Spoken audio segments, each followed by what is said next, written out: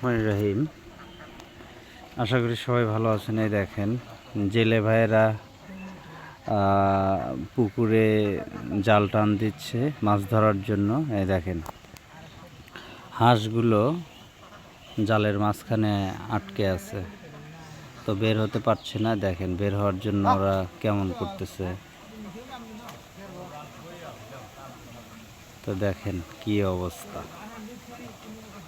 অনেক মাছ দেখা যাচ্ছে নড়াচড়া করছে এবং ওই যে হাঁসগুলো ধীরে ধীরে দেখেন চলে যাচ্ছে। ওই দেখেন ওই যে হাঁসগুলো কীভাবে বের হয়ে যাচ্ছে, মানে ওরা বের হয়ে যাওয়ার মতন একটা রাস্তা পেয়ে গেছে। কিছু হাঁস বের হয়ে গেল, এইভাবে দেখা দেখি সবগুলো হাঁসই কিন্তু বের হয়ে গেল। দেখেন তো এই যে কয়েকটা দেখতে পাচ্ছেন জালের ভিতরে, এই কয়েকটা অবোধ হাঁস, মানে ওরা কিছু বুঝতে পারতেছে না, এই কারণেই ওরা কিন্তু বের হতে পারছে না। তো ভিডিওটা কেমন হলো অবশ্যই কমেন্ট বক্সে কমেন্ট করে জানিয়ে যাবেন। ধন্যবাদ।